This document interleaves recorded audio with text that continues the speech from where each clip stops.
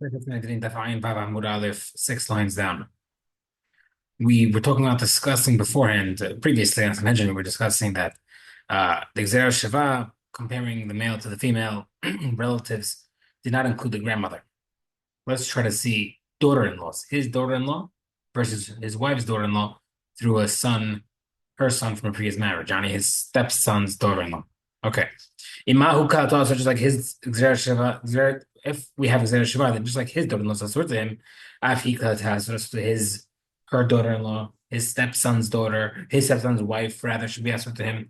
But the halacha is that you're allowed to marry your stepson's ex-wife. The Gemara says, "Mar kara eshet binnecha." Mishum eshet bincha temahayvo v'et temahayvo eshet binha. We learn from Pasuk, only your son's wife you can't marry, but not from your wife's son, your wife's son's wife. Similar format we had earlier. Regarding to the formats of Gzera Shava, do you carry over exactly what you have, or you can derive more from the context? Both opinions, however, Lo Atya would say that you cannot learn the daughter-in-law from this halacha. The mandamar dun minau min halakwin, that you could learn from it and continue to learn from it. Malkot, such as like his daughter-in-law to him. Afina meklatas, his wife's daughter-in-law to him. When we continue from it. Mahu basically just like his daughter-in-law is sekila. Afina to his wife's daughter-in-law is sekila. Mother maskila hamura lakont. Sekila is more the most chamor. There's a question against that. Malahu shepikin in mo beskila. His mother is sekila. Tumar ba'ishi imma besrefa. Then why would his wife's mother be Sirifa if his daughter is Asutim and his mother is Asur to him, then it should be directly reflected according to the other side of his daughter was Sekila and his wife's daughter was Sekila, then here his mother-in-law should be Sirifa, just like his own mother should be just like his mother's Sirifa. Additionally, why would it be that his own daughter is Sirifa and his daughter-in-law would be Sekila? His wife's daughter-in-law Sekila. If anything, if Sekila is more chamor, then his own daughter should be Sekila, not his wife's daughter. No, the Gemara says, we actually add to the last question, it's not a question because technically his own daughter, physically his own daughter is Sefa, and his own daughter-in-law is Sekila. So not a proof. But the rest is a question. Ella must be, Mahu Lod Lakhat bin, we're gonna ask a new question rather. We're continuing, we're piling on. Ma'ulo halak ben immo, the it's like his own daughter-in-law has the same halacha with his own mother, both of them are sekila. Afi lo tahalak ben so to his wife's relatives, his mother-in-law should be different than his daughter-in-law. Daughter-in-law sekila, but his mother-in-law is serifa. It should be identical. But man demar serifa, according to the opinion of the serifa is more chamor. Ma'aku shalo nehegin no nidrin. The last problem is not a question because we don't increase serifa when we don't have to, because if it's more hamor, we don't increase. So, according to the other opinion that holds that you take Gzera Shiva and you only establish that and you can't do anything else, just like his own daughter-in-law, so to his wife's daughter-in-law, but additionally plays on it. Like his own daughter-in-law is a sekila. Rather, but in his wife's daughter-in-law, it's serefa. Just like his wife's mother, right? So in-laws, serefa, own family, sekila. That's how we're doing it. Sekila is more hamur. He can remember as a problem. His own mother is sekila. Why would it be her mother? Serefa should be identical. Additionally, just like hidden, you made a difference between his daughter versus his daughter-in-law. His own daughter is less than his own daughter-in-law. So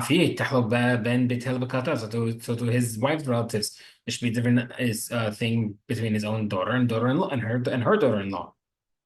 It should be more severe. Promise the same. That last problem is that question not a real question. Okay. That was all just proving that you can't learn kala, daughter-in-law, her daughter-in-law rather, from a Gzera Shava. Next, moving on. Baruch Hashem, the hard part's done. I didn't know that if a person has a daughter from a union of rape, meaning you raped a woman and had a girl, how do you know that if you're with that daughter, you still get serefa? If he has a granddaughter, he has serefa. So for sure, if his regular daughter, albeit it's from rape, it should also be chayav. Gemara says, then you can't make a kavah chomer in order to make a hayav serefa. We don't do that. The Gemara says, one second, no, it's different. This is not a kal v'chomer. This is saying if the granddaughter's asur through the daughter, then the daughter's for sure asur as well. Gemara says, okay, Rabbi, doesn't prove. Marli Rabbi Yitzchak bar Abdumi, Atya Atya Zima Zima, double Gzera Sheva. Tani Avoid Rabbi Avin the fish Lula Man B'Tula Man. Because Torah, he says different answer. The fact that the Torah never mentioned the Isur with your daughter of a rape, therefore the Torah has to mention the case of a daughter of a man who's a Kohen. One second. That halacha teaches you that the Kohen's daughter, if she commits adultery, she gets serefa, but the guy who's with her does not. He gets regular spending. So to what? You're comparing it to a guy living with his own daughter via rape, that she would be serefa and he would get henek. What does that mean? Torah over there teaches you that she is embarrassing the family name. She ruins the family. Only one who ruins the father's name. That excludes this case. If the guy's with his own daughter, who's ruining the family? He himself.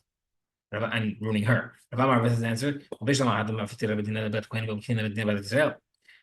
Also can be different in the case where a guy who had adultery with the Kohen's daughter, since you're taking him away from the regular Isur of Kohen's daughter and now putting it via regular Kohen or the Israel daughter, in the case of the guy whose own daughter, what do you do? We just say that, oh, it's like an unmarried woman that you don't get any mita at all. Can't be. If she's a person in the act of a incest, she has to be asur, just like any other case. Okay, fine. Now that we know that she gets punished, that they get punished with a rape daughter, a rape victim daughter, how do we know that there's a warning? Right, we need both. We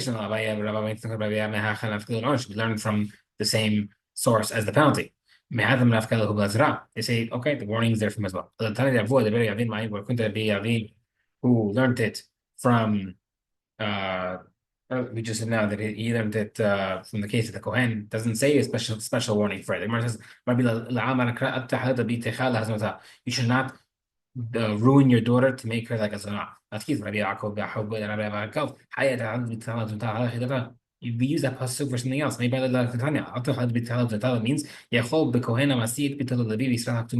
maybe you might think that it means that you shouldn't marry a Kohen, should not let his daughter marry Israel Levi. Specifically mentions the word znut there. It's not physical prostitution. Like this means it means someone who hands over his daughter to a man to be with him, not for the sake of marriage. So we see that this pasuk teaches you that you can't do that. So we can't use that pasuk to teach you as well regarding this special isur of being with the daughter who was a victim of a union of rape. The Gemara says, pasuk could have used the word al tahil. Al tahil, why is that extra word of al tahil? Shimon said the difference is both is halachot. The Gemara says, what do they do with that extra part of the word? The Gemara says, money. This refers to the case of a guy who marries his young daughter to an old man. Right? Well, the problem with that is he's not going to be with her.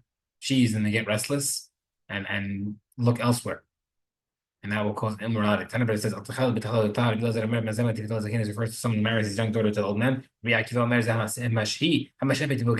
is referring to a case where a guy holds back his marriageable age daughter from marrying because he wants her to stay in the house to help.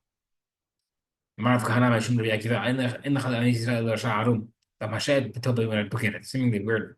There's no poor man in Bnei Israel except for a guy who's scheming and someone who holds back his mature daughter from marrying for personal reasons. That's the same thing. They're both the same. The Gemara says, okay, fine, you're right. We're combining the sentence. Who's this poor, scheming, bad person in Bnei Israel? This is the guy who holds back his marriageable daughter from getting married for personal, selfish reasons. To help. Similar concept. Be careful of someone who's giving you advice and counsels you for his own personal interests, ulterior motives. You're going to someone for advice if they have ulterior motives. Guess what? He's not looking out for your best interest in the advice. He's trying to hook himself up. good concept to keep in mind for life. Someone marries his young daughter to an old man. Or someone who marries his katan son to a wife, to a girl. Or someone who gives back a lost object to a boy.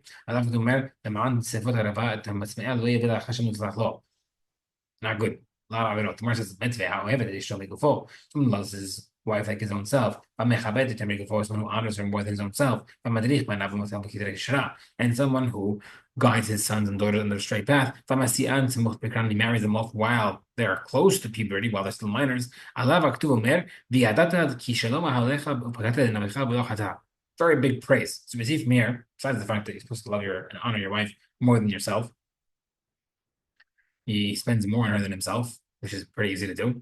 So, but the bottom line we see from here that you're praised if you marry your son while he's a minor. Again, so we just said that it's a story. The Gemara says no, but here's the difference.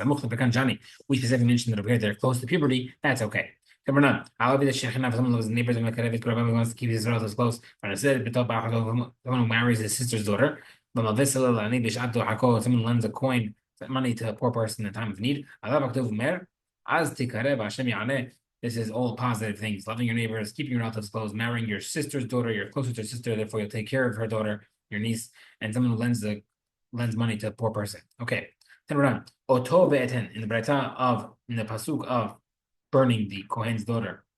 You burn him and her. Eten. What does that mean? Oto ve'et ahat mehen. This teaches you burn him and one of them. Divrei Rabbi Yishmael. You burn both of them. What is going on? We're trying to explain how the difference is between the pasuk. That means him and one of them, which is the mother-in-law. That's the word from the Torah. Okay. The mother of the mother-in-law counts from a different pasuk. I made a mistake. It wasn't the pasuk of the Kohen's daughter referring to the mother-in-law. So we learned the mother-in-law's mother from Gzera Shiva. He means both of them. And over here it means in here as well. What does it mean both of them? It means if you did it with your mother or your mother-in-law or your mother-in-law's mother. Both are asur.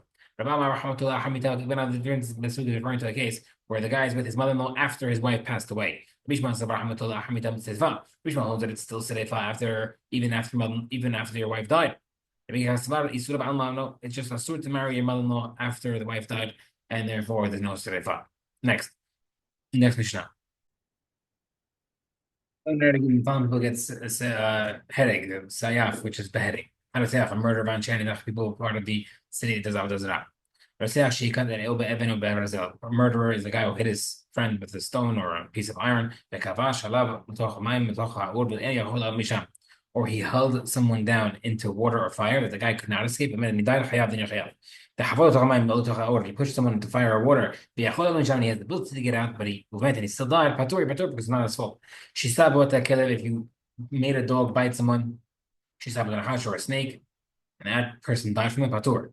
If you physically caused the snake to bite someone, we'll see why. Why did it say hand, not mention hand, we mentioned iron? Asuk mentioned iron. Because an iron can kill easily with any amount versus a hand. No, it's not. It's obvious about Hashem that iron can kill someone easily. That's why the Torah didn't give a size of how big the weapon has to be. But is referring to when it's using as a stabbing thing that it could kill someone easily via stabbing. But hitting would be like any other object.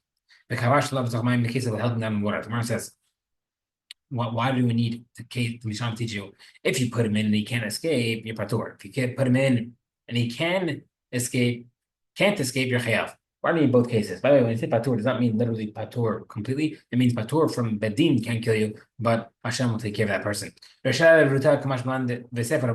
part of the Mishnah, teaches you halakha. The first part teaches you, even if I did not push him, if I held him down and he died, the guy's chayav. The second part teaches you, even though he pushed him in, if the guy is able to escape, the he died, the guy's patur. I didn't know that if you held someone down, you're chayav. With animality. But about that time is a sin refers to include someone who's putting someone in a position that would die. I would rather than similar person one time locked his animals in the sun and it died from sun exposure. In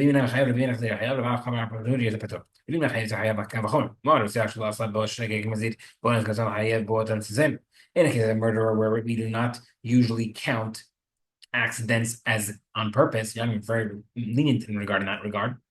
And we still said you're chayav for holding someone down for this indirect murder. In the case of damages where we don't care if you did it by mistake or on purpose, the honest kiratzon, you automatically someone chayav even if it's by an accident, and then chayav by an zemi. So for sure you're making this guy chayav. Where it says Racha says you're patur. Why? Why do you say when my grandfather says patur? Only in the case of murder you're holding your chayav for locking something up. However, just damages, you're not chayav for locking someone up. Someone tied someone and died, and then the guy died from hunger. Patur. I didn't cause the guy to die. I just indirectly caused him by not feeding him while tying him down. Again, patur does not mean patur completely. This means patur from bedin, but Hashem will still exact punishment. Someone tied someone in the sun. The guy died from sun exposure, but if he died, I mean, it was cold, and he died later on, or died from the cold, meant hayav, you're hayav. Sof hamalavo, let's say you tied him. Sof sinalavo, if you tied him when it was not sunny or not cold yet, and the guy died from it, patur, because at the time that he did it, he was not exposed to it. No amendment.